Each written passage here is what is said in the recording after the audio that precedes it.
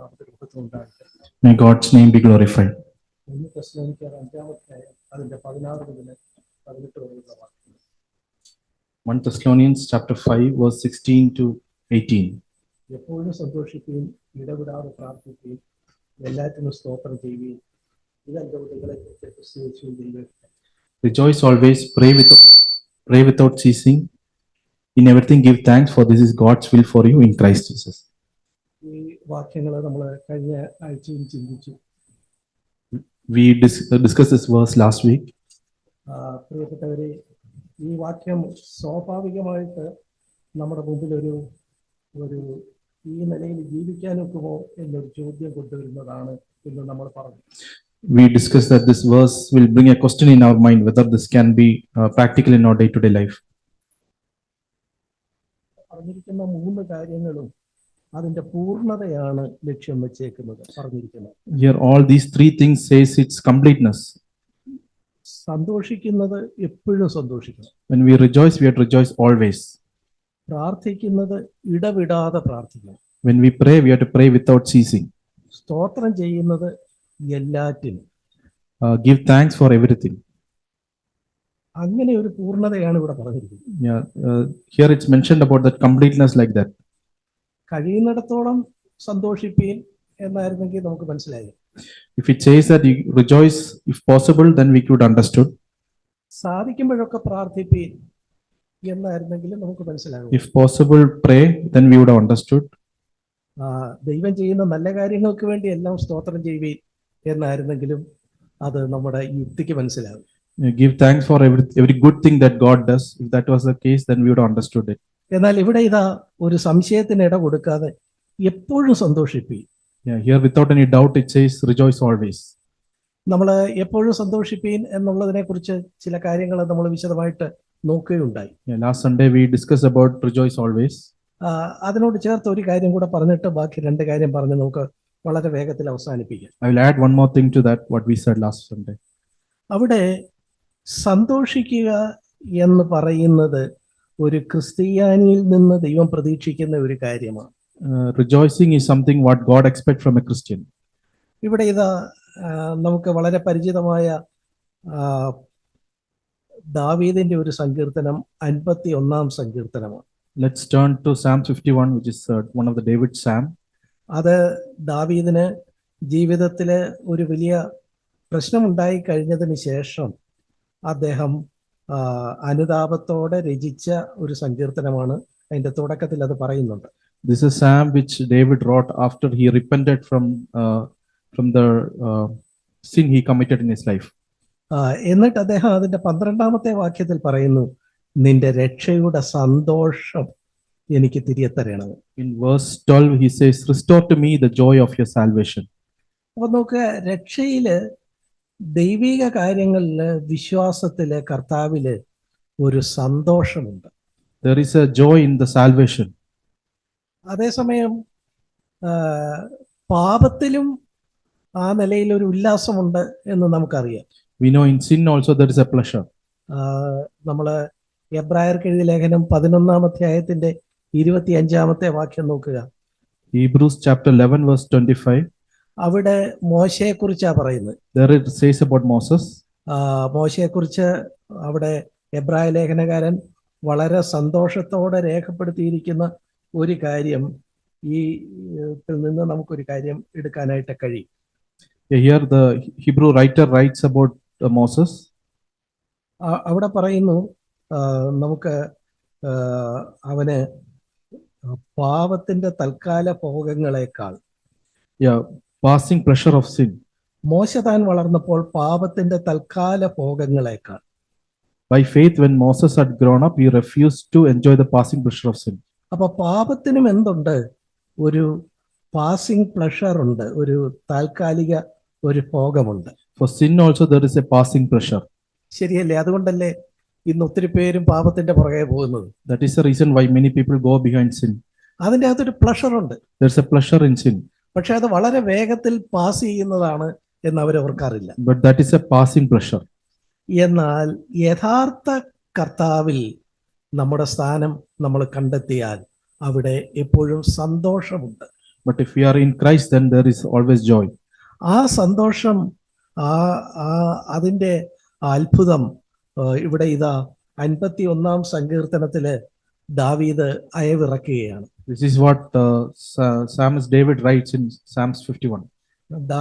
ദാവീദ് അതിൻ്റെ ബേത്ശേബ ആ ഒരു സംഭവത്തിൽ താനൊരു പാപത്തിന്റെ താൽക്കാലിക ഭോഗത്തിലേക്ക് പോയവനാണ്. David, when he committed sin with Bathsheba, he went through a passing pleasure of sin.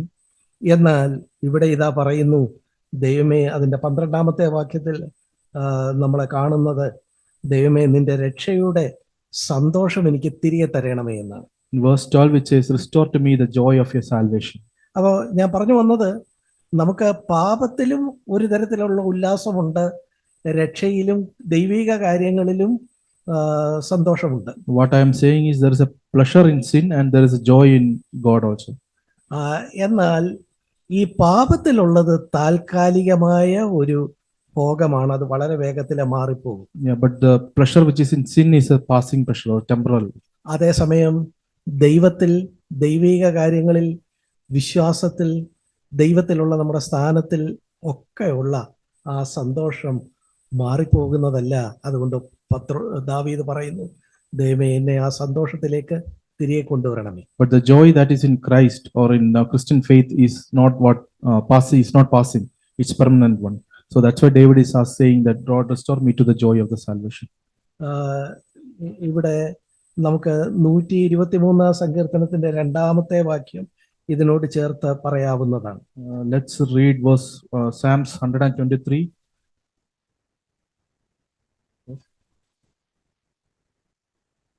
ക്ഷമിക്കണം, 128-ാമത്തെ സങ്കീർത്തനം. Sorry, Psalms 128. അതിന്റെ 2-ാമത്തെ വാക്യം, verse 2. നമുക്ക് തുടക്കത്തിൽ അതിന്റെ 1-ാമത്തെ വാക്യം നോക്കാം. Let's read from verse 1. 1-ാമത്തെ വാക്യം നമുക്ക് നോക്കാം. യഹോവയെ ഭയപ്പെട്ട് അവന്റെ വഴികളിൽ നടക്കുന്ന ഏവനും ഭാഗ്യവാൻ. How blessed is everyone who fears the Lord and who walks in his ways. ഇവിടെ കണ്ടോ, ദൈവത്തിന്റെ വഴികളിൽ നടക്കുന്ന ഏവനും ബ്ലസ്സഡ് ആണ് എന്നാണ് ഇംഗ്ലീഷിലും മലയാളത്തിലും ഇവിടെ രേഖപ്പെടുത്തിയിരിക്കുന്നത്. Here it says those who fear the Lord and walk in his ways are blessed. എന്നാൽ ഇത് ഹീബ്രുവില്, മൂലഭാഷയില് ഈ ഭാഗം അവന്റെ ആ വഴികളിൽ നടക്കുന്ന ഏവനും അവൻ സന്തോഷമുള്ളവനാണ്, ജോയി ഉള്ളവനാണ് എന്നാണ് ഒറിജിനലി മൂലഭാഷയിൽ രേഖപ്പെടുത്തിയിരിക്കുന്നത് എന്നാണ് ഞാൻ മനസ്സിലാക്കിയിട്ടുള്ളത്. The Hebrew, it's instead of blessed it says joy. അപ്പൊ കണ്ടോ, ദൈവത്തിനായിട്ട് ജീവിക്കുന്നതിൽ എന്തുണ്ട്? അതിൻ്റെ അകത്തൊരു ജോയ് ഉണ്ട്, അതിൻ്റെ അകത്തൊരു സന്തോഷമുണ്ട്. If we live for the Lord, there is a joy in that. പാപത്തിന് വേണ്ടി ജീവിച്ചാൽ അതിൻ്റെ അകത്ത് ഒരു ഉല്ലാസമുണ്ട്, പക്ഷെ അത് താൽക്കാലികമാണ്. If we live under sin, then there is a pleasure, but it is a passing pleasure. ഈ 128-ന്റെ 1-ാം വാക്യം കൂടുതലൊന്ന് ശ്രദ്ധിച്ചു നോക്കുക. Let's look carefully into verse 1 from Psalms 128. അവിടെ പറഞ്ഞിരിക്കുന്ന ആ കാര്യം വികാരപരമായിട്ട് നമുക്ക് സന്തോഷം തരുന്ന സാഹചര്യമാണോ അവിടെ ഉള്ളത്? Is it something which gives us joy emotionally? അവിടെ കാണുന്നു, യഹോവയെ ഭയപ്പെട്ട്, ദൈവത്തെ ഭയപ്പെട്ട് അവന്റെ വഴികളിൽ നടക്കുന്ന ഏവനും സന്തോഷമുണ്ട്. It says those who fear the Lord. അപ്പൊ ഭയവും സന്തോഷവും കൂടെ ഒന്നിച്ചു പോകും.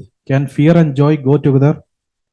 നമ്മളെ സംബന്ധിച്ചിടത്തോളം നമ്മൾ ഈ സന്തോഷം എന്ന് പറയുമ്പോൾ എപ്പോഴും നമ്മളൊരു വികാരത്തിലാണ് നമ്മൾ ഈ സന്തോഷം തിരയുന്നത്. When we say joy, we always look into our emotion.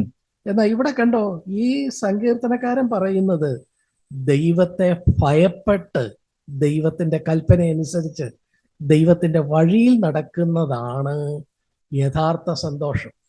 Here in Psalms 128:1 it says those who fear the Lord and walk in his ways, then he'll have joy. അപ്പോ അങ്ങനെ പറയുമ്പോ വികാരത്തിൽ ഒരുപക്ഷെ നമുക്ക് ചിലപ്പോ അത്ര സന്തോഷം തോന്നിയില്ലെന്നിരിക്കാം. In our emotion we may not have that much joy. ജീവിതത്തിലെ ചില രംഗങ്ങളിൽ വിഷമങ്ങൾ വരുമ്പോൾ നമ്മൾ കരഞ്ഞെന്ന് വരാം. When difficult situations come, we may cry. എന്നാൽ രക്ഷയിലുള്ള നമ്മുടെ സന്തോഷം എന്ന് പറയുന്നത് അതൊരു പൊസിഷനാണ്, അതൊരു സ്ഥാനമാണ്, അതൊരു നിലപാടാണ്. But the joy in our salvation is a decision we have to take. പ്രിയപ്പെട്ടവര്, രണ്ടും തമ്മിൽ ഉള്ള വ്യത്യാസം നമുക്ക് മനസ്സിലായി. എന്ന് ഞാൻ കരുതുന്നു. Oh, dear brothers, I hope you understood the difference between these two. നമ്മൾ കഴിഞ്ഞ ദിവസങ്ങളിൽ ഇതുപോലെ ചില വാക്യങ്ങൾ ചിന്തിക്കുകയായിരുന്നു. Last Sunday also we are looking into different verses. കൊലോസ്യർ 3:3 നമ്മൾ വായിച്ചു. Colossians chapter 3 verse 3 we read. അവിടെ നമ്മെ കർത്താവിലാക്കി വെച്ചിരിക്കുന്നു എന്ന് പറഞ്ഞു. There it says we are in Christ. ഗലാത്യർ 2:20 നമ്മൾ വായിച്ചു. Galatians chapter 2 verse 20 we read. അവിടെ നമ്മൾ പറഞ്ഞു ക്രിസ്തു എന്നിലുണ്ട് എന്നാണ് അവിടെ പറയുന്നത്. There it says Christ is in me. അതുപോലെ 1 കൊരിന്ത്യർ 1:3 നമ്മൾ ഈ നിലയിൽ വായിക്കുകയുണ്ടായി. We read 1 Corinthians 1 verse 3. അവിടെ നമ്മൾ കാണുന്നത് കർത്താവ് നമ്മിൽ, നമ്മളല്ല, കർത്താവാണ് ജീവിക്കുന്നത് എന്നാണ് അവിടെയും കണ്ടത്. It's not me but Christ who lives in me. കണ്ടോ? അപ്പോൾ നമ്മുടെ ഒരു സ്ഥാനം, രക്ഷിക്കപ്പെട്ട ഒരുവന്റെ സ്ഥാനം, കർത്താവിനെ അറിഞ്ഞ ഒരുവന്റെ സ്ഥാനം എന്ന് പറയുന്നത് കർത്താവിലാണ്. The one who was born again, he is in Christ. അപ്പോൾ കർത്താവാണ് ഈ ലോകത്തിലുള്ളതിൽ വെച്ച് ഏറ്റവും സന്തുഷ്ടനായ ഒരാള്. Jesus was the one who was most joyful on the earth. കർത്താവിൽ നമ്മളായിരിക്കുമ്പോൾ കർത്താവിന്റെ അതേ സന്തോഷം നമ്മൾ കൈയാളുന്നുണ്ട്. When we are in Christ, we will also experience that joy. ഇത് വിശ്വാസത്തിന്റെ ഒരു നിലപാടാണ്. This is a decision we have to take in faith. ഈ കാര്യം മനസ്സിലാക്കിക്കൊണ്ട് പൗലോസ് പറയുന്നു, നമുക്ക് വിശ്വാസികളെ നമുക്ക് എപ്പോഴും സന്തോഷിക്കാനായിട്ട് കഴിയും. Seeing this, Paul says, believers, we can rejoice always. പഴയ നിയമത്തില് നമ്മൾ കേട്ടാൽ അത്ഭുതപ്പെട്ടു പോകുന്ന വേറൊരു വാക്യമുണ്ട്. There's a verse in Old Testament which we may wonder. ആവർത്തന പുസ്തകം 11:21 വാക്യമാണ്. Deuteronomy chapter 11:21. verse 21. അത് വായിക്കുന്നില്ല, അത് എങ്ങനെയാണ് പറയുന്നത്? It says like this.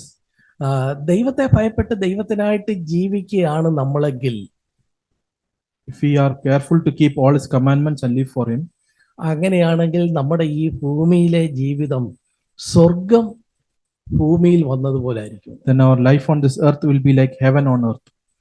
സ്വർഗത്തിൽ എപ്പോഴും സന്തോഷമാണുള്ളത്. In heaven there is always joy.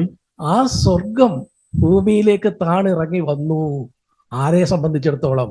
ദൈവകൽപ്പന അനുസരിക്കുന്നവനെ That സംബന്ധിച്ചിടത്തോളം. heaven came down to the one who is obeying God. പ്രിയപ്പെട്ടവരെ, അപ്പോഴ് ആ നിലയില് ഇതൊരു നിലപാടാണ്. നമ്മൾ ദൈവകൽപ്പന അനുസരിച്ചാൽ നമുക്ക് എപ്പോഴും സന്തുഷ്ടരായിരിക്കാൻ കഴിയും. This is a standard, this is a decision we have to take when we follow God. നമ്മളെ തുടർന്ന് നമുക്ക് വായിച്ച 1 തെസ്സലോനിക്കർ 5-ാം 16 മുതൽ 18 വരെയുള്ള വാക്യങ്ങളിലേക്ക് മടങ്ങി വരാം. Let's go back to 1 Thessalonians chapter 5 verse 16, 17 and 18. അവിടെ വീണ്ടും പറയുന്നത് ഇടവിടാതെ പ്രാർത്ഥിപ്പീൻ എന്നാണ്. There it says pray without ceasing. ഇടവിടാതെ പ്രാർത്ഥിക്കുക. Without ceasing. അത് കഴിയുമോ? Is it possible? നമ്മൾ വിശ്വാസികളായാൽ ഉടനെ ഇവിടെ നിന്ന് വല്ല വനത്തില് ഒരു ആശ്രമത്തിൽ പോയി രാവിലെ മുതൽ രാത്രി വരെ ഇരുന്ന് പ്രാർത്ഥിക്കുന്ന അങ്ങനെ ഒരു കാര്യമല്ല ക്രിസ്തീയതയിലുള്ളത്. Christianity is not that when we become believers we go to some forest and sit and pray always. മറിച്ച് നമുക്കിവിടെ സമൂഹത്തിലാണ് നമ്മൾ ജീവിക്കുന്നത്. We are living in this society. കുടുംബത്തിന്റെ കാര്യങ്ങൾ We have to നോക്കേണ്ടതായിട്ടുണ്ട്. look after our families. ജോലിക്ക് We have പോകേണ്ടതായിട്ടുണ്ട്. to go to our work. കുഞ്ഞുങ്ങളുടെ കാര്യം നോക്കേണ്ടതായിട്ടുണ്ട്. We have to look after our children. നമ്മുടെ വീട്ടിൽ വരുന്ന ആളുകളെ നമുക്ക് സ്വീകരിക്കേണ്ടതുണ്ട്. We have to welcome the people who come to our house. ഇതിനൊക്കെ ഇടയില് ഇടവിടാതെ, ഒരു ഇടയും ഇടാതെ എപ്പോഴും പ്രാർത്ഥിക്കുക എന്ന് പറഞ്ഞാൽ അത് നടക്കുന്ന കാര്യമാണ്. Between all this it says pray without ceasing. Is it possible? പ്രിയപ്പെട്ടവരെ, ഇതിന്റെ എല്ലാം രഹസ്യം അതേ വാക്യത്തിൽ തന്നെ ഉണ്ട് എന്ന് നമ്മൾ കഴിഞ്ഞ ആഴ്ച പറഞ്ഞു. We said that the secret for all this verse is in that same verse. അവിടെ സന്തോഷിക്കുന്നതായാലും പ്രാർത്ഥിക്കുന്നതായാലും സ്തോത്രം ചെയ്യുന്നതായാലും ഇതിന്റെ രഹസ്യം ക്രിസ്തു യേശുവിൽ എന്നുള്ളതാണ്.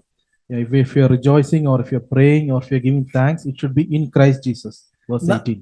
നമ്മള് രക്ഷിക്കപ്പെട്ട ദൈവമകനായ ദൈവമകളായ ഒരാൾ ക്രിസ്തുവിലാണ്, ക്രിസ്തുവേശുവിലാണ്. We once we are born again, then we are in Christ. ക്രിസ്തുവേശുവിലുള്ള നന്മകളും ആ നിലയിലുള്ള സമ്പന്നതയും മുഴുവൻ കർത്താവിലുള്ള നമുക്കും കൈയാളാനായിട്ട് കഴിയും. The riches which is there in Christ we can also enjoy. അങ്ങനെയാണ് നമുക്ക് എപ്പോഴും സന്തോഷിക്കാൻ ഒക്കുന്നത് എന്ന് നമ്മൾ പറഞ്ഞു. That's how we can rejoice always. അതുപോലെ ഇടവിടാതെ പ്രാർത്ഥിക്കുക എന്ന് പറഞ്ഞാൽ അതെന്താണ്? What does it mean by pray without ceasing? ഇത് ഒറ്റയ്ക്ക് ഒരിടത്ത് മാത്രം പറഞ്ഞിട്ടുള്ള ഒരു വാക്യമല്ല. This is not a verse which is just written in here. ഫിലിപ്പിയർ 4:6 എല്ലാറ്റിലും പ്രാർത്ഥനയാലും അപേക്ഷയാലും ആവശ്യങ്ങൾ സ്തോത്രത്തോടെ ദൈവത്തെ എപ്പോഴും അറിയിക്കുന്നതിനെ കുറിച്ച് ഫിലിപ്പിയർ 4:6 പറയുന്നുണ്ട്. In Philippians chapter 4 verse 6 also it says, "Be anxious for nothing, but in everything by prayer and supplication, let your requests be known to God." അവിടെയും എല്ലാറ്റിലും മുഴുവൻ കാര്യത്തിലും പ്രാർത്ഥന. There also it says all things. അപ്പോൾ എങ്ങനെയാണ് ഇത് സാധിക്കുന്നത്? How is it possible? പ്രിയപ്പെട്ടവരെ, നമുക്ക് വചനത്തിൽ ഒരു സംശയം വന്നാൽ വചനത്തെ വചനത്തോടെയാണല്ലോ താരതമ്യം ചെയ്യേണ്ടത്. We get a doubt in one of the verse, then we have to compare it with another verse. നമ്മള് കർത്താവായ യേശു ക്രിസ്തു അവിടുന്ന് ഈ ഭൂമിയിലായിരുന്നപ്പം പ്രാർത്ഥനയെ കുറിച്ച് 2 ഉപമകൾ പറഞ്ഞിട്ടുണ്ട്. When Jesus was on this earth, he told 2 parables about prayer. അതിലെ ഏറ്റവും പ്രശസ്തമായത് ലൂക്കോസ് 18 അധ്യായത്തിന്റെ 1 മുതലുള്ള വാക്യങ്ങളാണ്. Luke chapter 18 verse 1 onwards. ലൂക്കോസ് 18 1 മുതൽ ഏതാണ്ട് 8 വരെയുള്ള വാക്യങ്ങൾ നോക്കുക. Luke chapter 18 verse 1 to 8. അവിടെ മടുത്തു പോകാതെ എപ്പോഴും പ്രാർത്ഥിക്കണം എന്നുള്ളതിന് അവൻ ഒരു ഉപമ പറഞ്ഞത്. He was telling a parable to show that at all time they ought to pray and not lose heart. എന്നിട്ട് തുടർന്ന് പറയുന്ന ഉപമ നമുക്ക് എല്ലാവർക്കും പരിചിതമായ ഒരു ഉപമയാണ്. The parable we all know. ഒരു വിധവയുണ്ടായിരുന്നു. There was a widow. വിധവയെ ഒരാള് അടുത്തുള്ള ഒരു പ്രതിയോഗി പലപ്പോഴും അസഹ്യമാക്കുമായിരുന്നു. There was an opponent who used to trouble this widow. അപ്പോൾ അതുകൊണ്ട് ഈ വിധവ ചെന്ന് ന്യായാധിപന്റെ അടുത്ത് ചെന്ന് ഈ ആളിൽ നിന്നുള്ള സംരക്ഷണം ആവശ്യപ്പെട്ടു. So this widow went to a judge and asked for a protection. ഉടനെ ഈ ന്യായാധിപനും ആദ്യമൊന്നും അത് ചെയ്തു കൊടുത്തില്ല. This judge also didn't do that initially. എന്നാൽ ഈ വിധവയ്ക്ക് മറ്റാരെയും ആശ്രയിക്കാനില്ല. But this widow don't have anybody else to trust on. വിധവ എന്ന് പറഞ്ഞാൽ എന്താ? What does a widow means? ഭർത്താവ് മരിച്ചുപോയ സ്ത്രീയാണ്. The one whose husband has died. ആരോടാ ഇതൊന്ന് ചെന്ന് പറയുന്നത്? ആരിൽ നിന്നാണ് ഒരു സംരക്ഷണം ഈ വിധവയ്ക്ക് കിട്ടുന്നത്? To whom should she say this and who will protect her? അവൾക്ക് വേറെ എങ്ങും ഒരു സഹായമില്ല. സത്യത്തിൽ 100% നിസ്സഹായയായ ഒരു സ്ത്രീയാണ് വിധവ. She don't have any other place to get an help, and she don't have anyone to help her out. അതുകൊണ്ട് അവള് ന്യായാധിപനെ ദിവസവും പോയി അസഹ്യപ്പെടുത്താൻ തുടങ്ങി. ഈ കാര്യം ചെയ്തു തരണേ എന്ന് പറയാൻ തുടങ്ങി. She started going to the judge daily, asking him to do this for her. അവസാനം അനീതിയുള്ള ന്യായാധിപൻ അവസാനം നീതി നടത്തി കൊടുപ്പാൻ ആ നിലയിൽ ഇവളുടെ നിർബന്ധം മൂലം തയ്യാറായി. But that unrighteous judge finally did it for her. എന്നിട്ട് അതിന്റെ 7ാമത്തെ വാക്യം കണ്ടോ?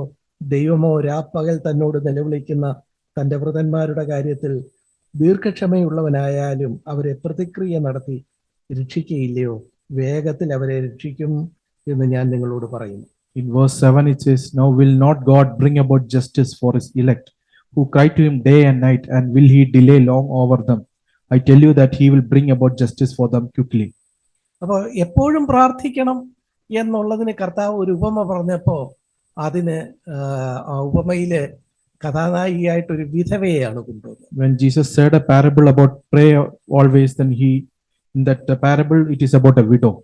വിധവയുടെ പ്രത്യേകത, അവൾ നിസ്സഹായയാണ്. Widow is helpless.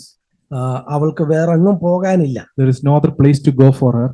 പ്രിയപ്പെട്ടവരെ, നമ്മളെ ഈ കാര്യത്തിൽ, പ്രാർത്ഥനയുടെ കാര്യത്തിൽ ഒരു വിധവയോടാണ് താരതമ്യം ചെയ്തിരിക്കുന്നത് എന്ന് നമ്മൾ കണ്ടെത്തണം. Jesus compared us with a widow. നമ്മൾക്ക് മറ്റെങ്ങും പോകാനായിട്ടില്ല. We don't have any other place to go for help. ഉദ്യോഗസ്ഥരോട് ചെന്ന് പറഞ്ഞാൽ അവര് ഗൗരവമായിട്ട് എടുക്കുകയില്ല. We tell to the supervisors, they will not take it seriously. നാട്ടിലെ മറ്റ് ഉത്തരവാദിത്തപ്പെട്ട ആളുകളോട് പറഞ്ഞാലൊന്നും അവർ വേണ്ടതുപോലെ എടുക്കുകയില്ല. We tell to people who are in responsibility, they may also not take it seriously. നമുക്ക് ആകെപ്പാടെ പറയാൻ ഒരിടമേ ഉള്ളൂ. We have only one place to say. അത് നമ്മളെ സ്നേഹിക്കുന്ന നമ്മുടെ പിതാവായ ദൈവത്തിന്റെ മുമ്പാകെയാണ്. It's before our heavenly Father who loves us.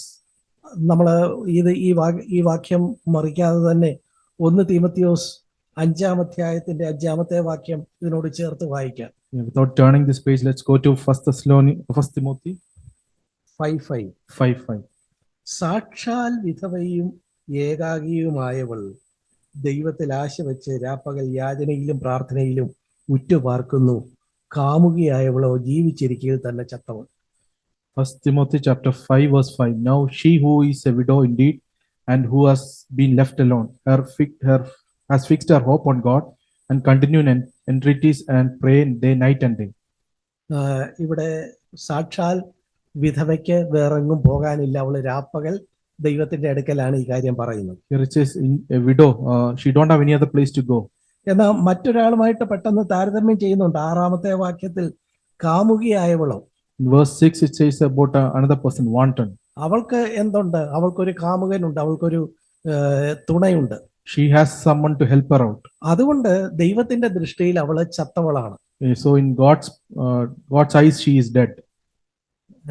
വ്യക്തമായി എന്ന് ഞാൻ കരുതുന്നു. I hope it is clear for you. പ്രിയപ്പെട്ടവരെ, നമ്മള് ഈ നിലയിൽ ദൈവത്തിന്റെ മുമ്പാകെ നമ്മുടെ ആവശ്യങ്ങളുമായിട്ട് സദാ നിൽക്കുന്നവരാണ്, അല്ലെ നിൽക്കേണ്ടവരാണ്. Dear ones, we need to go to God with our needs daily. അപ്പൊ തന്നെ എപ്പോഴും അങ്ങനെ പ്രാർത്ഥിക്കാൻ ഒക്കുമോ? Can we pray like that always? നമുക്ക് ഇങ്ങനെ പറയാം, നമുക്ക് അക്ഷരാർത്ഥത്തിൽ എല്ലാ സമയത്തും പ്രാർത്ഥിക്കാനൊക്കെ ഇല്ലെങ്കിലും ഒരു വിധവയുടെ നിസ്സഹായ മനോഭാവത്തോടെ എപ്പോഴും ദൈവസന്നിധിയിലായിരിക്കാൻ കഴിയും. Literal sense, we may not be able to pray always, but like a widow who's helpless, like that we can be always. നമുക്ക് ദൈവം മുമ്പാകെ ആ നിലയിൽ ഒരു വിധവയുടെ നിസ്സഹായതയോടെ മറ്റാരെയും ആശ്രയിക്കാതെ ദൈവത്തെ മാത്രം ആശ്രയിച്ചാൽ ദൈവം എന്ത് ചെയ്യും? ദൈവം നമ്മളെ എപ്പോഴും പ്രാർത്ഥിക്കുന്നവരായിട്ട് കാണും. If we go to God like a helpless widow, then God will see us as if we are praying always. എപ്പോഴും പ്രാർത്ഥിക്കണമെന്നുള്ളതിന് അവൻ വിധവയുടെ ഉപമ പറഞ്ഞു എന്നാണ് നമ്മൾ 18:1 വായിച്ചത്. For praying always, then God told this parable about the widow. പ്രിയപ്പെട്ടവരെ, അതുകൊണ്ട് ഒരു വിധവയുടെ മനോഭാവം, we should go with an attitude of a widow. ഞാൻ ഇന്നലെ ഒരു സഹോദരനോട് സംസാരിക്കുകയായിരുന്നു. Yesterday I was speaking to one of the brother. ഇന്ത്യയിലെ ഞാൻ ഒരു കൊച്ചു സഭയിലെ സർക്കാരിന്റെ ഉദ്യോഗസ്ഥരുമായി ബന്ധപ്പെട്ടുള്ള ചില കാര്യങ്ങൾ ഞങ്ങൾ തുറന്ന് സംസാരിക്കുകയായിരുന്നു. Speaking about the issues which we face in the small church in India. ഞങ്ങളുടെ ആ കൊച്ചു സഭയില് മുഴുവൻ ന്യായവും ഞങ്ങളുടെ ഭാഗത്താണ്. There is all right in our side, the church. പക്ഷേ ആ ന്യായം ആരും കാണുന്നില്ല. നിരന്തരം പല നിലയിൽ ഞങ്ങളെ വിഷമിപ്പിക്കും. But that officers are not seeing that and they are troubling us. അത് കേൾക്കേണ്ട ഉദ്യോഗസ്ഥരോട് ചെന്ന് പറഞ്ഞിട്ട് അവര് വർഷങ്ങളായിട്ടും ആ കാര്യത്തിൽ ഒരു നടപടി എടുത്തിട്ടില്ല. Even though we told them for years, they have not taken any action on that. ഞങ്ങൾക്ക് എവിടെ പോകാനൊക്കും? Where can we go? ഈ വാക്യം പറയുന്നു, നമുക്ക് പോകാൻ ഒരു ഇടമുണ്ട്. This verse says, I have only one place to go. അത് നമ്മളെ സ്നേഹിക്കുന്ന നമ്മുടെ സ്വർഗീയ പിതാവിന്റെ മുമ്പിലാണ്. Which is before our God who loves us. അവിടുന്ന് തീർച്ചയായിട്ടും നമ്മുടെ പ്രതിയോഗിയോട് പ്രതിക്രിയ നടത്തി നമ്മളെ രക്ഷിക്കും. Yeah, he will take action against our opponent. ഇത് പറയുമ്പോ നമ്മള് ഈ ലോകത്തിൽ ആരാണ്ടൊക്കെ നമുക്ക് പ്രതിയോഗികളുണ്ട് എന്നല്ല നമ്മൾ കാണേണ്ടത്. When we say that, don't think that we have a lot of opponents in this earth. നമുക്ക് സത്യത്തിൽ, വിശ്വാസികളായ നമുക്ക് സത്യത്തിൽ ഒരു പ്രതിയോഗിയുള്ളൂ. We all believers have only one opponent. അതാരാണ്? സാത്താനാണ്. Who is that? That is Satan. അവനാണ് ചില മനുഷ്യരെ ആ നിലയില് പ്രേരിപ്പിച്ച് നമുക്കെതിരെ നിർത്തുന്നത്. He is the one who is triggering all these people towards us. അപ്പോ സത്യത്തിൽ നമ്മളെ ഉപദ്രവിക്കുന്ന ആളുകളെ അല്ല നമ്മൾ കാണുന്നത്. We should not see the people who is oppressing us. അതിന്റെ പിന്നിലുള്ള സാക്ഷാൽ പ്രതിയോഗിയായവനെ നമ്മൾ കാണും. We should see the opponent who is behind that. എന്നിട്ട് ദൈവത്തോട് ചെന്ന് പറയാം, ദൈവമേ, ഈ പ്രതിയോഗിയോട് പ്രതിക്രിയ ചെയ്ത് എന്നെ രക്ഷിക്കണം. Then go to God and then say that, Lord, deliver me from this opponent. അങ്ങനെ ആ ഒരു മനോഭാവത്തോടെ എപ്പോഴും ദൈവത്തിൽ ആശ്രയിക്കുന്ന ഒരു രീതി നമുക്കുണ്ടെങ്കിൽ, നമ്മളൊരു പ്രാർത്ഥന എപ്പോഴും ഉരുവിട്ടില്ലെങ്കിലും ദൈവം നമ്മെ എപ്പോഴും പ്രാർത്ഥിക്കുന്ന ആളായിട്ട് കാണും എന്നാണ് ഞാൻ പറയാൻ ആഗ്രഹിക്കുന്നത്. If we have that attitude of the widow who is helpless, then God will see us as if we are praying always. നമുക്ക് പ്രാർത്ഥനയുടെ ഒരു മനോഭാവം എപ്പോഴും ഉണ്ട്. We should have an attitude of prayer. ആ മനോഭാവത്തെ, അതിന്റെ ആ പ്രാർത്ഥനയുടെ സ്പിരിറ്റിനെ നമ്മൾ കാണുമ്പോൾ ദൈവം അത് പ്രാർത്ഥിച്ചതായിട്ട് എടുക്കുന്നു. God sees that spirit of prayer in us and then he considers that we praying. പ്രാർത്ഥനയെ കുറിച്ച് കർത്താവ് പറഞ്ഞ രണ്ടാമത്തെ ഒരു ഉപമ ലൂക്കോസിന്റെ സുവിശേഷം 11-ാമത്തെ അധ്യായത്തിലാണ് നമ്മൾ കാണുന്നത്. The second parable which Jesus said about prayer is in Luke chapter 11. 11-ാം അധ്യായം അതിന്റെ 5 മുതൽ 10 വരെയുള്ള വാക്യങ്ങൾ നോക്കുക. Luke chapter 11 verse 5 onwards. 5 മുതൽ നമ്മൾ വായിക്കുമ്പോൾ അവിടെ ഒരു അതിഥി രാത്രി നമ്മുടെ വീട്ടിൽ വന്നു. There we see that a friend has come in our house. അതിഥിക്ക് അല്പം അപ്പമൊക്കെ കൊടുക്കേണ്ടത് നമ്മുടെ വീട്ടുകാരൻ എന്നുള്ള നിലയിൽ നമ്മുടെ ചുമതലയല്ലേ. We have to give some food for the guest who has come. പക്ഷെ നമ്മുടെ കയ്യിൽ ആ അതിഥിയെ സ്വീകരിക്കാൻ അല്ലെങ്കിൽ ആവശ്യത്തിൽ ഉപയോഗിക്കാനുള്ള ആ നിലയിലുള്ള റിസോഴ്സ് നമ്മുടെ കയ്യിലില്ല. We see that we don't have enough resource to take care of this guest. നമ്മളപ്പോ എന്ത് വേണം? നമ്മൾ ചെന്ന് ഏത് സമയമാണെന്ന് നോക്കാതെ നമ്മുടെ സാക്ഷാൽ സ്നേഹിതനായ സ്വർഗീയ പിതാവിന്റെ അടുത്ത് ചെന്ന് ചോദിക്കണം, അവിടുന്ന് നമുക്ക് തരും. We have to go to God who is our real friend. At any time we can go to him and then ask for the help. അവിടുത്തെയോട് ചോദിച്ചാല് അവിടുന്ന് ചോദിക്കുമ്പോൾ നിരസിക്കയില്ല. He won't refuse if we ask him. എന്ന് തന്നല്ല, രസകരമായിട്ട് ആ കാര്യം ഇവിടെ പറയുന്നുണ്ട്. It's written there. അതിന്റെ 11-ാമത്തെ വാക്യം കണ്ടോ? ഒരു അപ്പനോട് മകൻ അപ്പം ചോദിച്ചാൽ അവന് കല്ല് കൊടുക്കും. Verse 11 it says, if a son asks for a fish, will the father give snake? മീൻ ചോദിച്ചാൽ മീൻ പകരം പാമ്പിനെ കൊടുക്കുകയില്ല. If he asks for fish, will he give snake? മുട്ട ചോദിച്ചാൽ തേളിനെ കൊടുക്കുകയില്ല. If he asks for egg, will he give scorpion? അപ്പം ചോദിച്ചാൽ കല്ല് കൊടുക്കുകയില്ല. If he asks for bread, will he give stone? പ്രിയപ്പെട്ടവരെ, അപ്പോ നമുക്ക് എപ്പോഴും വളരെ കോൺഫിഡൻസോടെ പോയി ചോദിക്കാൻ ഒരിടമുണ്ട്. അത് നമ്മുടെ സ്വർഗത്തിലെ പിതാവിന്റെ അടുത്താണ്. Dear ones, we have a place to go and ask daily or every time. That is our heavenly Father's place. ഇവിടെ കണ്ടോ, ഈ 2 ഉദാഹരണങ്ങളില് സാധാരണ ക്രിസ്തീയ ജീവിതത്തിൽ നമുക്കുണ്ടാകുന്ന 2 ആവശ്യങ്ങളെ കുറിച്ചാണ് പറയുന്നത്. In these 2 parables, it says about 2 needs which comes for a Christian. ഒന്നെന്ന് പറയുന്നത് നമുക്ക് പലപ്പോഴും ഉണ്ടാകുന്ന എതിർപ്പുകളും ആ നിലയിലുള്ള പിശാചിൽ നിന്നുള്ള ഉപദ്രവങ്ങളാണ്. One is oppression which we face from Satan. പിശാച് നേരിട്ട് വരികയില്ല, അവന് മറ്റാളുകളെ ഉപയോഗിച്ച് നമുക്കെതിരെ ഉപദ്രവങ്ങൾ വരും. Satan won't come to us directly, he will use other people. ആ സമയത്ത് ഇതാ വിധവയെ പോലെ ന്യായാധിപന്റെ അടുത്ത് ചെന്ന് എപ്പോഴും ചോദിക്കുക. At that time we have to be like a widow and who goes to the judge. മറ്റ് ചിലപ്പോ നമ്മൾ വിശ്വാസികൾ എന്നുള്ള നിലയിൽ നമ്മൾ ചെയ്യേണ്ട നമ്മുടെ കടമ ചെയ്യാൻ നമുക്ക് ചിലപ്പോൾ റിസോഴ്സസ് ഇല്ല. The other side is that sometimes we have to do something and we don't have enough resource to do it. ഒരു വിശ്വാസി എന്നുള്ള നിലയിൽ നമ്മൾ അത് ചെയ്യേണ്ടതാണ്, പക്ഷെ നമുക്ക് അതിന് കഴിവില്ല. As a Christian we are supposed to do it, but we don't have ability to do it. ആ സമയത്തും നമുക്ക് ചെന്ന് നമ്മുടെ നല്ല കൂട്ടുകാരനായ സ്വർഗീയ പിതാവിനെ ആശ്രയിക്കാൻ കഴിയും. At that time also we can go to the real friend which is our heavenly Father. പ്രിയപ്പെട്ടവരെ, അപ്പോ ഏത് രംഗത്തായാലും നമുക്ക് ദൈവത്തിന്റെ മുമ്പാകെ ഒരു വിധവയുടെ മനോഭാവത്തോടെ, ഒരു കൂട്ടുകാരനെ അർദ്ധരാത്രിയിലും ചെന്ന് ബുദ്ധിമുട്ടിക്കുന്ന സ്നേഹിതന്റെ മനോഭാവത്തോടെ ആയിരിക്കുക. ഇതാണ് ദൈവം എപ്പോഴും പ്രാർത്ഥിക്കുക, ഇടവിടാതെ പ്രാർത്ഥിക്കുക എന്നതുകൊണ്ട് ഉദ്ദേശിക്കുന്നത്. Dear ones, at all time we can be like a widow who is helpless and like a friend who is going to ask food, ask bread from his real friend. We should be like this before the Lord, so that he sees that we are praying always. അങ്ങനെ ആ ഒരു മനോഭാവം നഷ്ടപ്പെടാതിരിക്കുക. Let's not lose that attitude.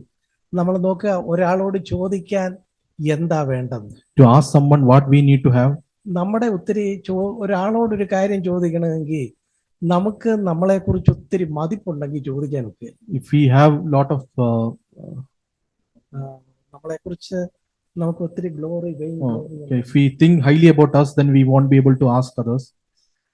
നമുക്ക് ഏത് കാര്യവും നമ്മളെ കൊണ്ട് പരിഹരിക്കാൻ ഒക്കുമെങ്കിൽ നമ്മൾ ഒരാളോട് ചോദിക്കുകയില്ല. If we can solve the things with our own strength, then we won't ask other people. എന്നാൽ ഇവിടെ കണ്ടോ, ഇവിടെ തന്നെ കൊണ്ട് പരിഹരിക്കാൻ ഒക്കെയില്ലെന്ന് വിധവയും ഈ സ്നേഹിതനും ഒന്നാമത് കണ്ടു. So here we see that the widow and that friend understood that they cannot solve this problem. നമുക്കും ചില കാര്യങ്ങൾ നമ്മളെ കൊണ്ട് ഒക്കുകയില്ല. Some things we won't be able to do with our own strength. എനിക്ക് 3 കുഞ്ഞുങ്ങളാണ് ഉള്ളത്. I have 3 children. ഞാൻ ഇന്ന് ചിലപ്പോ ഇത്രയും വർഷങ്ങൾക്ക് ശേഷം അത്ഭുതപ്പെടും, ദൈവമേ എങ്ങനെ ഇവരെയൊക്കെ വളർത്തിക്കൊണ്ടുപോയി. After all these years I used to think, how did I brought them up? എങ്ങനെ ഇവര് 3 പേരും ദൈവകൃപയിൽ നിൽക്കാൻ ഇപ്പോഴും കഴിയുന്നല്ലോ. How these 3 could live in God's presence. എന്നെ കൊണ്ടൊക്കുന്ന കാര്യമാണ്. Is it possible for my strength? പ്രിയപ്പെട്ടവരെ, നിത്യസാധാരണമായിട്ട് നമ്മൾ ചെയ്യേണ്ട ചില കാര്യങ്ങൾ പോലും നമ്മളെ കൊണ്ട് ഒക്കെയില്ല എന്ന് നമ്മൾ കണ്ടെത്തണം. Dear ones, we understand that the things we have to do daily, we won't be able to, many things we won't be able to do with our own strength. നമ്മുടെ കയ്യിൽ അപ്പമില്ല എന്നുള്ള കുറവ് നമ്മൾ കണ്ടെത്തണം. We should understand that we don't have bread in our hands. പ്രതിയോഗിയോട് കാര്യം തീർക്കാൻ നമ്മളെ കൊണ്ട് ഒക്കെയില്ല എന്ന കാര്യം നമ്മൾ കണ്ടെത്തണം. We don't have strength to fight against the oppressor who is oppressing us. ആ കുറവ് കണ്ടെത്തിയാൽ നമ്മൾ അടുത്ത് ചെയ്യേണ്ടത് ചോദിക്കേണ്ടവനോട് പോയി ചോദിക്കണം എന്നുള്ളത്. When we see the lack in us, then we need to go and ask the one who has that resources. എന്നിട്ട് അവന്റെ മുമ്പാകെ ആ വിധവയുടെ മനോഭാവത്തോടെ, അർദ്ധരാത്രിയിൽ സ്നേഹിതനെ ബുദ്ധിമുട്ടിക്കുന്ന കൂട്ടുകാരന്റെ ആ നിലയിലുള്ള മനോഭാവത്തോടെ എപ്പോഴും നിൽക്കണം. So we can be in front of God like a widow or like a friend who is in need. അങ്ങനെ നിൽക്കുമ്പം നമുക്ക് നമ്മിൽ തന്നെ ഒരു പ്രശംസയില്ല. When we stand like that, there is no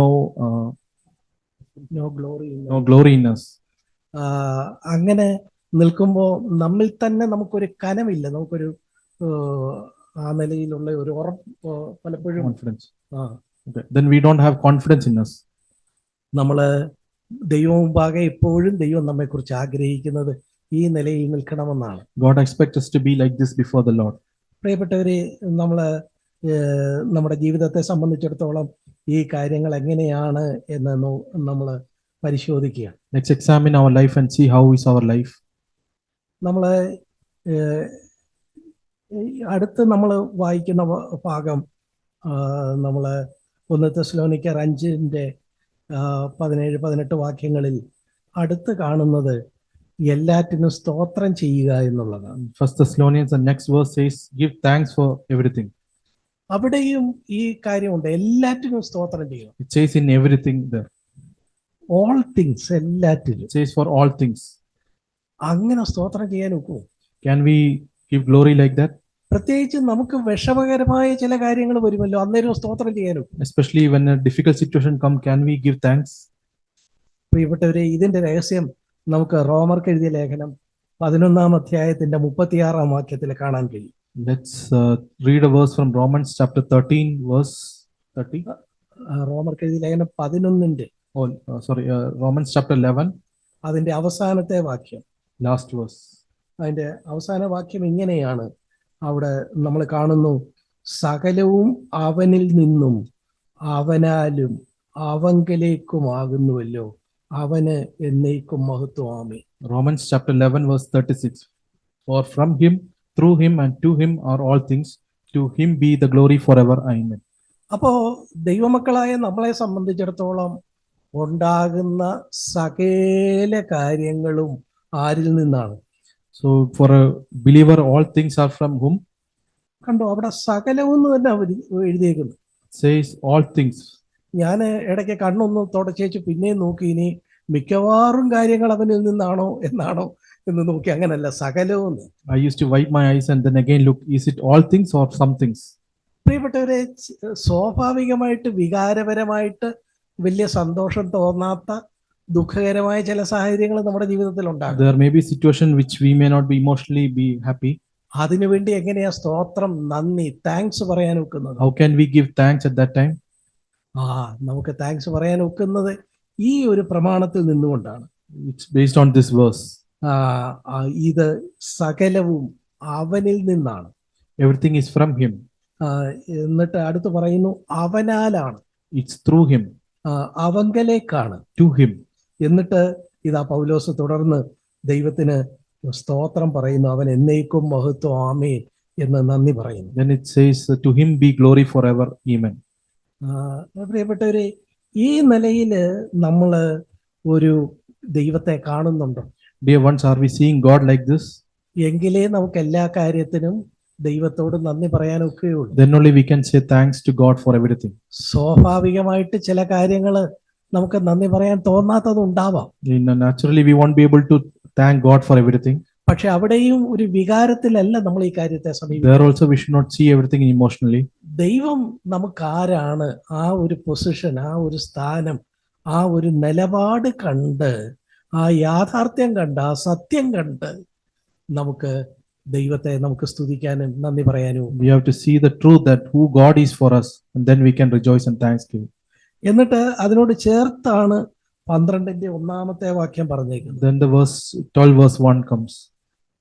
ഇംഗ്ലീഷിലെ therefore എന്ന് പറഞ്ഞാണ് അത് തുടങ്ങുന്നത്. Romans chapter 12 verse 1, it starts with therefore. therefore എന്നൊരു വാക്യം തുടങ്ങിയാൽ അതിന്റെ അർത്ഥം എന്താ? What does it mean if there's a word therefore? അതിന്റെ തലേ വാക്യത്തെ പറഞ്ഞതിന്റെ തുടർച്ചയായി ഈ പറയാൻ പോകുന്നതെന്നാണ്. It's a continuation of the previous verse.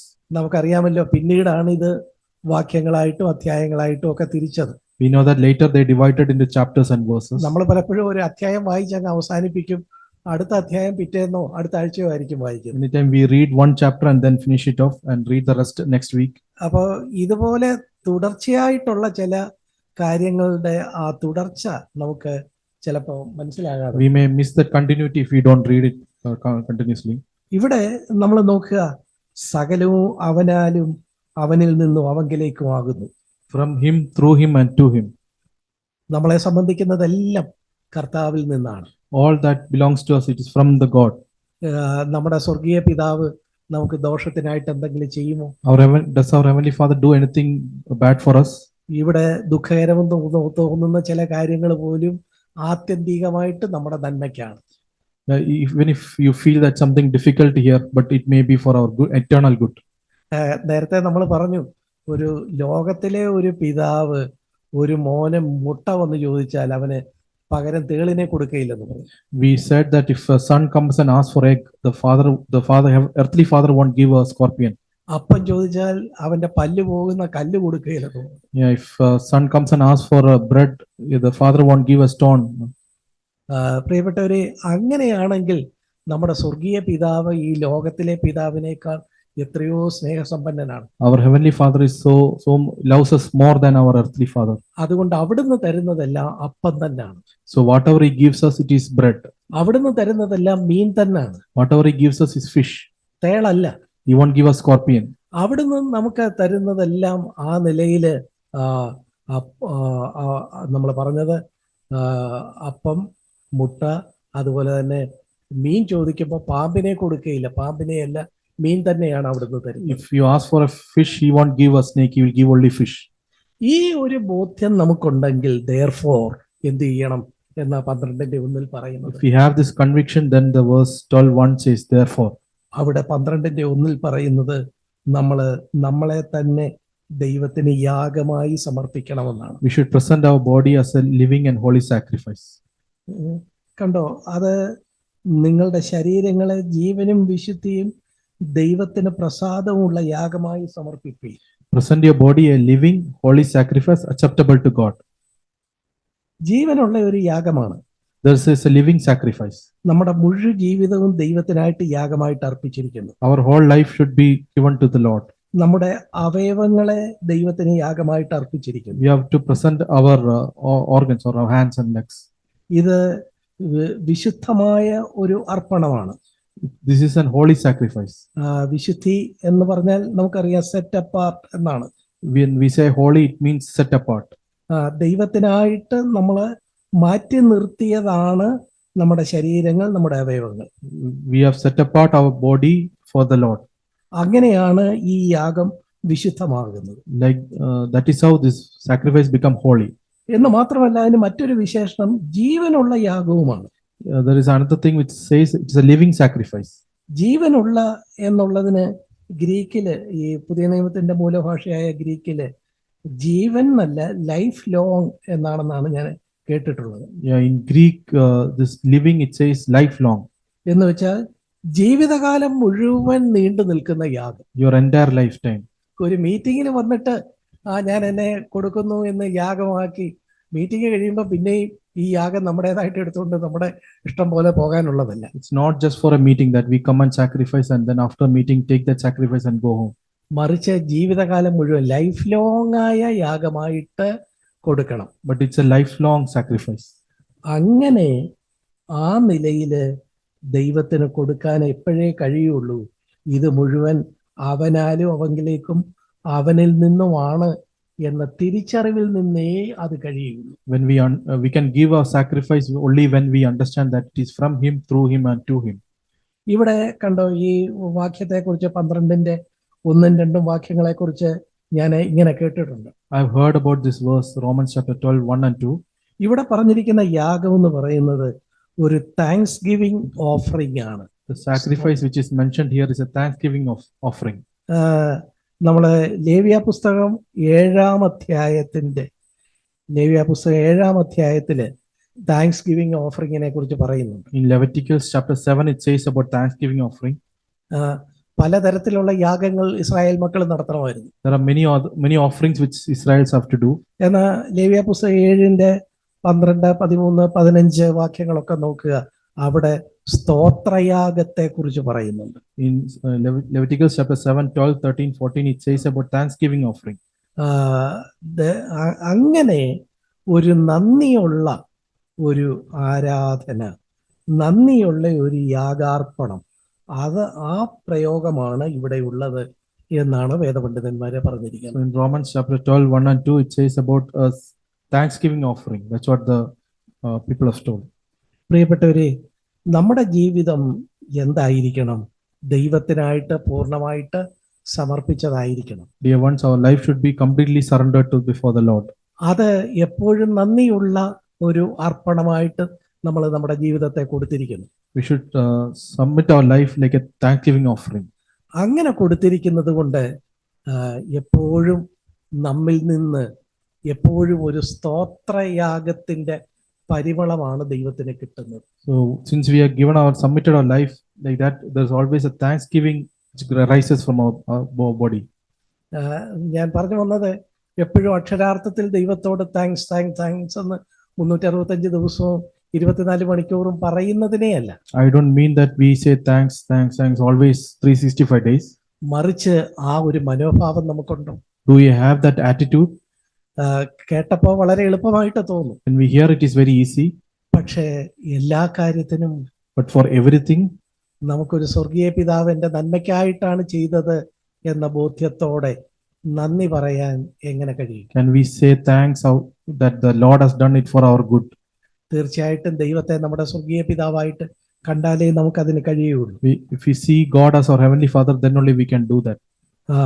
നമുക്ക് ആ നിലയില് ദൈവസന്നിധിയിൽ ആയിരിക്കാൻ ദൈവം നമ്മളെ കുറിച്ച് ആഗ്രഹിക്കുന്നു. God expects us to be like that before God. പ്രിയപ്പെട്ടവരെ, നമ്മള് 3 കാര്യങ്ങളെ കുറിച്ചാണ് പറഞ്ഞത്. Once we said about 3 things. ഒന്നെന്ന് പറയുന്നത് എപ്പോഴും സന്തോഷിക്കുന്നതിനെ കുറിച്ച് പറഞ്ഞു. First is about rejoicing always. എപ്പോഴും സന്തോഷിക്കണമെങ്കിൽ നമ്മൾ രക്ഷയിൽ നിൽക്കുകയാണെങ്കിൽ നമ്മൾ എപ്പോഴും സന്തോഷിക്കുന്നവരായിട്ടായിരിക്കും. If we are in the salvation, we are living in the salvation, then only we will have joy. വികാരപരമായിട്ട് ചിലപ്പോൾ കരയേണ്ട സന്ദർഭങ്ങൾ വരാം. Emotionally we may cry in some situations.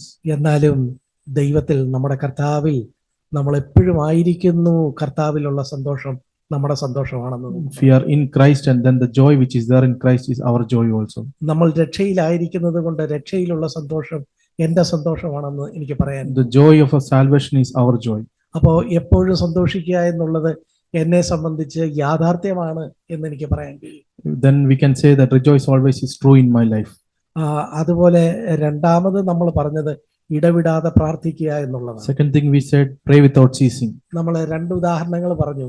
അതായത് ഒരു സാക്ഷാൽ വിധവയുടെ ഉദാഹരണം പറഞ്ഞു, ഒരു സ്നേഹിതനെ ബുദ്ധിമുട്ടിപ്പിക്കുന്ന കൂട്ടുകാരന്റെ കാര്യം പറഞ്ഞു. We said 2 parables for that, one about the widow and a friend who is disturbing his friend for need. പ്രിയപ്പെട്ടവരെ, രണ്ടിടത്തും ആ വിധവയ്ക്കും കൂട്ടുകാരനും ഉള്ളത് നിസ്സഹായതയാണ്. Both these people, the widow and the friend, is helpless. നമ്മൾ ദൈവം മുമ്പാകെ എപ്പോഴും ദൈവത്തെ ആശ്രയിക്കാൻ എങ്ങനെ കഴിയുള്ളൂ? How we can trust God always? നമ്മളെ കൊണ്ട് ഇത് കഴിയില്ല എന്നുള്ളത് കൊണ്ടാണ് നമ്മൾ ആശ്രയിക്കുന്നത്. We cannot do this with our own strength. നമ്മുടെ കയ്യിൽ റിസോഴ്സ് ഇല്ലാത്തത് കൊണ്ടാണ് നമ്മൾ മറ്റൊരാളോട് ചോദിക്കുന്നത്. If we don't have the resource in us, that's why we asking others. അതുകൊണ്ട് ദൈവം മുമ്പാകെ എപ്പോഴും പ്രാർത്ഥിക്കുന്നവരായിട്ട് നമുക്കായിരിക്കാം. So let us be before the Lord as we are praying always. പ്രാർത്ഥനയുടെ ഒരു മനോഭാവം ഉള്ളവരായിട്ട് നമുക്കായിരിക്കാം. An attitude of prayer. പിന്നീട് നമ്മൾ പറഞ്ഞത് ഇടവിടാതെ എല്ലാറ്റിനും സ്തോത്രം ചെയ്യുന്നതിനെ കുറിച്ചാണ്. Lastly we said give thanks for everything. സ്തോത്രം ചെയ്യാൻ എങ്ങനെയാണ് കഴിയുന്നത്? How can we give thanks for everything? അതൊരു തിരിച്ചറിവിൽ നിന്നാണ് കഴിയുന്നത്. Out of our understanding. ആ തിരിച്ചറിവെന്ന് പറയുന്നത് എല്ലാം ദൈവം തരുന്നതാണ് എന്നുള്ള തിരിച്ചറിവ്. It's understanding that everything comes from God. നമ്മൾ ഇത് പറയുമ്പോൾ ഇങ്ങനെ ജീവിച്ച വല്ലവരും ഉണ്ടോ എന്ന് നമ്മൾ ചിന്തിക്കും. When we say this, we'll think, is there any person who has lived like this?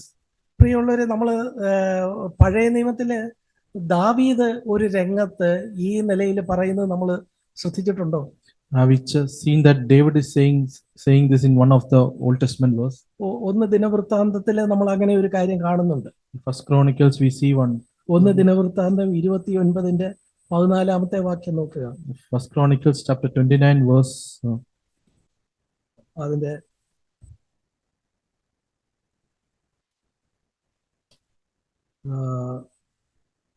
അതിന്റെ 12 മുതലൊക്കെയുള്ള വാക്യങ്ങള്, 29:12 മുതലൊക്കെയുള്ള വാക്യങ്ങൾ നോക്കുക. First Chronicles chapter 29 verse 12 onwards. നമുക്ക് അതിന്റെ 14 വാക്യം വായിക്കാം. Let's read verse 11.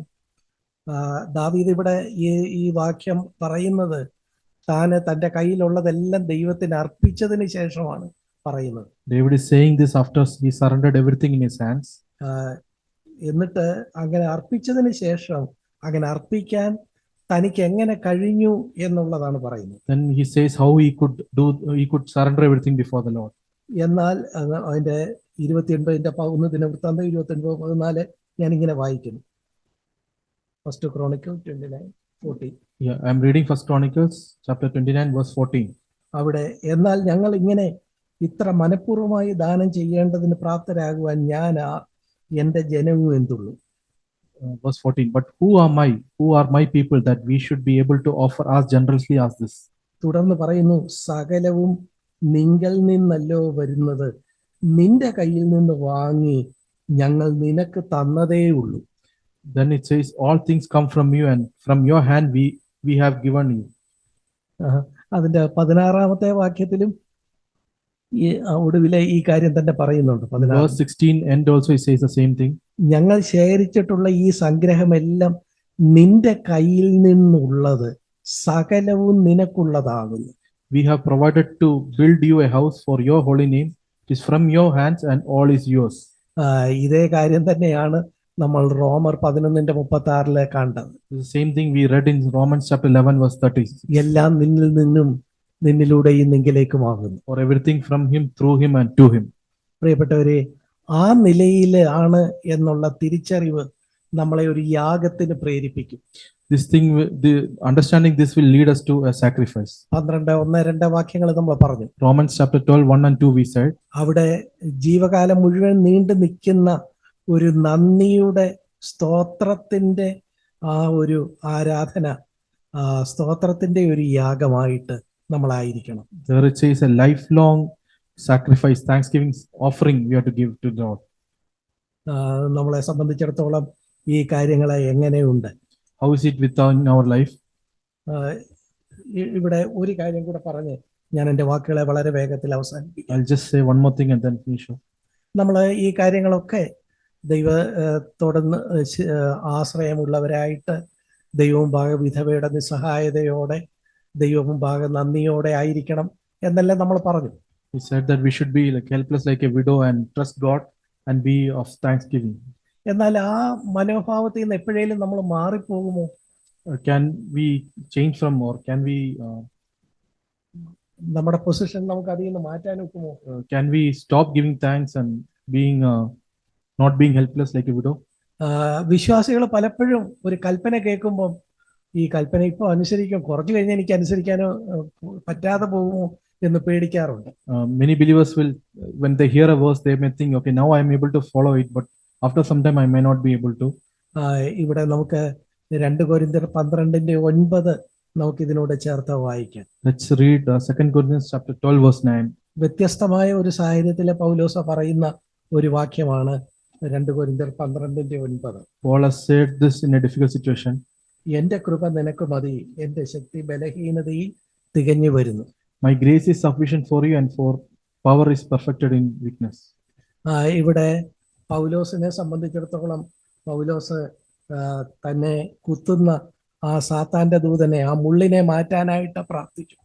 Here we see that Paul says pray to God to remove that It's a messenger of Satan who torments him. എന്നാൽ ദൈവം പറഞ്ഞു, ഞാൻ ആ മുള്ളു മാറ്റുന്നില്ല, മറിച്ച് നിനക്ക് ശക്തി തരാം. God said, I'm not removing that thorn, but I'm giving you grace. ആ ശക്തിയുടെ പ്രത്യേകതയാണ് അവിടെ നമ്മൾ വായിക്കുന്നത്. This is the ശക്തി എങ്ങനെയാ കിട്ടുന്നത് എന്നുള്ളതാണ്. how we get that grace. That's what is mentioned here. ഈ ശക്തി ബലഹീനതയിലേ തികഞ്ഞു വരികയുള്ളൂ. This will be perfected only in weakness. Weakness എന്ന് സാധാരണ പറയുമ്പോൾ പലപ്പോഴും എന്തെങ്കിലും പാപത്തിൻ്റെതായ ബലഹീനത എന്നൊക്കെയാണ് വിശ്വാസികൾ ചിന്തിക്കുന്നത്. When we say weakness, many people will think it's a sin, that we have done some sin. എന്നാൽ അതല്ല ഇവിടെ പറയുന്നത്. That's not what is mentioned here. അത് താഴ്മയോടെ ദൈവസന്നിധിയിൽ എന്നെ കൊണ്ട് കഴിയില്ല എന്ന അംഗീകാരത്തോടെ നിൽക്കുന്നതിനെയാണ്. It is about going to God with the humility that I am not able to do with my own strength. അങ്ങനെ താഴ്മയിൽ നിന്നാൽ അവിടെ കൃപ കിട്ടുമെന്ന് നമ്മൾ കാണുന്നുണ്ടല്ലോ. If we stand before God in humility, then we'll get grace. ഇവിടെ എന്റെ കൃപ അല്ലെങ്കിൽ ബലഹീനതയിൽ തികഞ്ഞു വരുന്ന ശക്തി എന്നാണ് പറഞ്ഞിരിക്കുന്നത്. Here it says, my grace is sufficient or perfected in weakness. യാക്കോബ് 4:6 1 പത്രോസ് 5:5 നമ്മൾ കാണുന്നത് താഴ്മയുള്ളവർക്കാണ് കൃപ കിട്ടുന്നത്. We see in James and in Peter that we'll get grace only when we are humble. നമുക്ക് നമ്മിലൊരു റിസോഴ്സ് ഇല്ല, നമ്മളെ കൊണ്ട് കഴിയില്ല എന്നുള്ള അംഗീകാരത്തോടെ ദൈവത്തെ ആശ്രയിച്ചാൽ നമുക്ക് എന്ത് കിട്ടും? കൃപ അഥവാ ശക്തി കിട്ടും. If we go to God saying that we don't have strength in ourselves, and then God will give us grace. നേരത്തെ നമ്മൾ പറഞ്ഞത് ഇത് തന്നെയല്ലേ? This is the same thing what we said earlier also. അതായത് എപ്പോഴും പ്രാർത്ഥിക്കണമെന്നുണ്ടെങ്കിൽ അല്ലെങ്കിൽ സ്തോത്രം ചെയ്യണമെന്നുണ്ടെങ്കിൽ നമ്മളെ കൊണ്ട് കഴിയില്ല എന്ന് താഴ്മയിൽ നിൽക്കണമെന്നല്ലേ നമ്മൾ പറഞ്ഞത്. If we have to pray always or give thanks for everything, then we said it won't be possible with our strength. പ്രിയപ്പെട്ടവരെ, അതിനുള്ള അതേ വഴി തന്നെയാണ് അതിൽ നിന്ന് വീണു പോകാതിരിക്കാനും ദൈവം നമ്മുടെ മുമ്പിൽ വെച്ചേക്കുന്നത്. This is the same way that has been put so that we don't fall away from that. നമുക്ക് താഴ്മയോടെ ദൈവമേ വീണ്ടും നേരത്തെ തന്നെ താഴ്മയുണ്ട്, ആ താഴ്മയിൽ ഒരു പടിയൂടെ ചെന്ന് ദൈവമേ ഞാൻ നിന്നെ ശരണപ്പെടുന്നു എന്ന് പറഞ്ഞ് നിൽക്കുമ്പോൾ അവിടുന്ന് നമുക്ക് കൃപ അഥവാ ശക്തി നമുക്ക് തരും. If you are humble and then go to God, then God will give us strength. ഈ ഞാൻ കഴിഞ്ഞ ഒരു ദിവസം ചിന്തിക്കുകയായിരുന്നു, സത്യത്തിൽ ഒരൊറ്റ വാക്യം മതിയെങ്കിൽ അതിന് ഏത് വാക്യം വേണം? ഇപ്പോൾ നമ്മള് ബൈബിളൊന്നും എടുക്കാനൊക്കാത്ത ഒരു ജയിലിലേക്ക് നമ്മളെ വിടുക, അധികാരികൾ വിടുക എന്ന് ചെയ്താൽ നമ്മൾ ഏത് വാക്യം എടുക്കണം എന്ന് ഞാനിങ്ങനെ തമാശയായിട്ട് ചിന്തിച്ചു. If you are sent to jail and if you want to take only one verse, then I was thinking which verse should I take? പ്രിയപ്പെട്ടവര്, ബൈബിളിലെ ഏറ്റവും ഒടുവിലത്തെ വാക്യം എടുത്താൽ മതി. It's the last verse in the Bible. ബൈബിളിലെ ഏറ്റവും ഒടുവിലത്തെ വാക്യം എന്താ? What is the last verse in the Bible? ചിലര് വിചാരിക്കുന്നത് ആമേൻ കർത്താവായ യേശുവേ വേഗം വരണമേ എന്നാ ബൈബിൾ അവസാനിക്കുന്നതെന്നാ ചിലർ കരുതിയിരിക്കുന്നത്. Many are thinking it says Amen, come Lord Jesus. അത് അതിന്റെ മുകളിലത്തെ വാക്യമാണ്.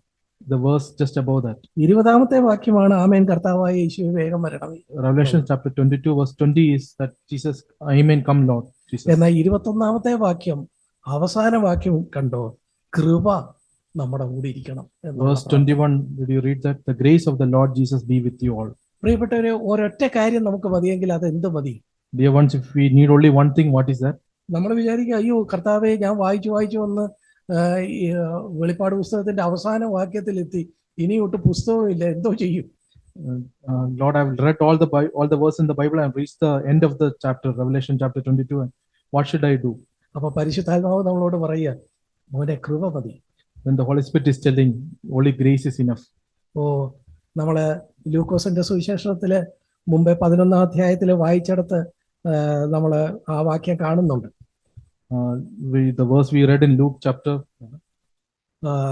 നമുക്ക് ദൈവം കൃപ തന്ന് നമ്മളെ പരിശുദ്ധാത്മാവിനാൽ നമ്മളെ മുന്നോട്ട് നടത്തും എന്ന് ഉള്ള കാര്യം അതിന്റെ 11ന്റെ 13ാമത്തെ വാക്യത്തിൽ നമ്മൾ കാണുന്നു. Luke chapter 11 verse 13. അങ്ങനെ ദോഷികളായ നിങ്ങൾ നിങ്ങളുടെ മക്കൾക്ക് നല്ല ദാനങ്ങളെ കൊടുപ്പാൻ അറിയുന്നുവെങ്കിൽ സ്വർഗസ്ഥനായ പിതാവ് തന്നോട് യാചിക്കുന്നവർക്ക് പരിശുദ്ധാത്മാവിനെ എത്രയധികം കൊടുക്കും. If you then being evil know how to give good gifts to your children, how much more will your heavenly Father give the Holy Spirit to those who ask him? പരിശുദ്ധാത്മാവ് എന്നിവിടെ പറഞ്ഞിരിക്കുന്നത് പരിശുദ്ധാത്മാവ് എന്ന വ്യക്തിയെ കുറിച്ചല്ല എന്ന് ഞാൻ വായിച്ചിട്ടുണ്ട്. I've read that it's not about the person of the Holy Spirit. പരിശുദ്ധാത്മാവ് എന്നുള്ള വ്യക്തി നമ്മൾ രക്ഷിക്കപ്പെടുമ്പോൾ നമ്മുടെ ഹൃദയത്തിൽ വന്നു. When we are born again, the Holy Spirit has come inside of us. പിന്നെ യാചിക്കുമ്പോൾ ഈ കിട്ടുന്ന പരിശുദ്ധാത്മാവിനെ അധികമായിട്ട് കിട്ടുന്ന ഈ പരിശുദ്ധാത്മാവ് എന്താണ്? When we ask what is that Holy Spirit, what we are getting, അവിടെ പരിശുദ്ധാത്മാവ് എന്നുള്ള വ്യക്തിയല്ല, പരിശുദ്ധാത്മാവിന്റെ പ്രവൃത്തികളും പരിശുദ്ധാത്മാവിന്റെ ഫലവുമാണ് അവിടെ there ഉദ്ദേശിച്ചിരിക്കുന്നത്. it is not the person of the Holy Spirit, but the fruit and the works of the Holy Spirit. പ്രിയപ്പെട്ടവരെ, നമ്മുടെ ജീവിതത്തെ സംബന്ധിച്ചിടത്തോളം നമുക്ക് ആ നിലയിൽ ദൈവത്തോട് ചോദിച്ചാൽ അവിടുന്ന് പരിശുദ്ധാത്മാവിന്റെ പ്രവൃത്തിയാൽ നമ്മളെ ശക്തിപ്പെടുത്തും. If we ask God, God will strengthen us with the work of the Holy Spirit. സഹോദരി, നിനക്ക് ശക്തി കുറവാണോ? Dear sister, you feel you are not able to do anything? ഓ, മുട്ട ചോദിച്ചാല് തേളിനെ കൊടുക്കാത്ത, മീൻ ചോദിച്ചാൽ പാമ്പിനെ കൊടുക്കാത്ത സ്വർഗീയ പിതാവിനോട് ചോദിക്കുക. Go and ask to the Heavenly Father who gives us fish, not the snake. അവിടുന്ന് പരിശുദ്ധാത്മാവിന്റെ പ്രവൃത്തിയാൽ നിനക്ക് ശക്തി തരും. With the work of the Holy Spirit, He will give you strength. ഈ ശക്തി നിലനിർത്താൻ നീ എന്ത് ചെയ്താൽ മതി? താഴ്മയെ തന്നെ നിന്നാ മതി. To have this power, what you have to do, you have to remain in humility. അതുകൊണ്ട് നമ്മളിപ്പോ പറഞ്ഞു വന്ന കാര്യങ്ങൾ നോക്കുമ്പോൾ ഇതിന്റെ എല്ലാം ഒരു താക്കോലെന്ന് പറയുന്നത് എന്താ? താഴ്മയിൽ നിൽക്കുകയാണ്. Secret to all this is to remain humble. താഴ്മയിൽ നിന്നാ കൃപ കിട്ടും. If you remain in humility, you will get grace. ഓ, വെളിപ്പാട് പുസ്തകം അവസാനത്തെ വാക്യം പറയുന്ന ബൈബിൾ ഇവിടെ അവസാനിച്ചു, നീ ഇനി കൃപയിൽ അങ്ങ് ജീവിച്ചു എന്ന് പറഞ്ഞ് നമ്മളെ വിട്ടിരിക്കുക. Revelation, the last verse, it says the Bible, the verses have ended here. You live in grace of the Lord Jesus. കൃപയിൽ എങ്ങനെ നിൽക്കാൻ ഒക്കും? How can you live in the grace of the Lord? ദൈവം മുമ്പാകെ ദൈവത്തെ ശരണപ്പെടുന്ന ഒരു താഴ്മയുടെ മനോഭാവം ഉണ്ടെങ്കിൽ കൃപ കിട്ടിക്കൊണ്ടിരിക്കും. If we have humble before the Lord, then we'll keep on getting grace. Shakti കിട്ടിക്കൊണ്ടിരിക്കും. We'll get the power. ഓ, എപ്പോഴും പ്രാർത്ഥിക്കാനായിട്ട് കഴിയും. Then we'll be able to pray always. എല്ലാത്തിനും നന്ദി പറയാനായിട്ട് കഴിയും. For everything, we'll be able to give thanks. ദൈവത്തിൽ എപ്പോഴും സന്തോഷിക്കാൻ കഴിയും. We'll be able to rejoice in the Lord. അപ്പോ സത്യത്തിൽ നമ്മൾ ബൈബിൾ അടച്ചു വെച്ച് നമ്മൾ ബൈബിൾ കിട്ടാത്ത ഒരിടത്തേക്ക് പോവുകയാണെങ്കിൽ അതിന്റെ അവസാന വാക്യത്തെ നമ്മുടെ ജീവിതത്തിൽ യാഥാർത്ഥ്യമാക്കുക. ദൈവമേ, കൃപ മതി. If you're going to a place where we cannot carry the Bible, then the last verse of the Bible, the grace of the Lord be with you. That is enough for us. കൃപ കിട്ടാൻ പക്ഷെ ഒരൊറ്റ വഴിയുണ്ട്. To get the grace, there is only one way. അത് താഴ്മയാണ്. It's a way of humility. കൃപ ബലഹീനതയിലാണ് തികഞ്ഞു വരുന്നത്. His grace is perfected in weakness. അതുകൊണ്ട് നമ്മളെക്കുറിച്ചുള്ള ചിന്തകളിൽ, നിഗളത്തിന്റെ ചിന്തകളിൽ നിന്ന് മാറുക. We stop thinking highly about ourselves. നമ്മളെ കൊണ്ട് കഴിയയില്ല, സകലവും അവനാലും അവനിൽ നിന്നും അവങ്കിലേക്കും. It was not possible with our strength. We have to. It's from Him, through Him, and to Him. അതുകൊണ്ട് ഞാൻ എന്നെ പൂർണ്ണമായിട്ട് ജീവനുള്ള യാഗമായി ദൈവത്തിന് കൊടുത്തിരിക്കുന്നു. So I surrender myself fully before the Lord. അതിൽ നിന്ന് മാറാതിരിക്കുന്നിടത്തോളം ദൈവം എന്നെ ഒരു സ്തോത്രയാഗം എന്റെ ജീവിതം കൊണ്ട് നൽകിയവനായിട്ട് എന്നെ കാണും. As long as I'm not moving away from that, then the God consider that I'm giving thanks in everything. എപ്പോഴും ഒരു വിധവയുടെ നിസ്സഹായതയിൽ പ്രാർത്ഥിക്കുന്നവനായിട്ട് എന്നെ കാണും. Always like a helpless widow praying before the Lord. എപ്പോഴും രക്ഷയിലും കർത്താവിലും സന്തോഷിക്കുന്നവനായി എന്നെ കാണും. Who is rejoicing in the Lord and in our salvation.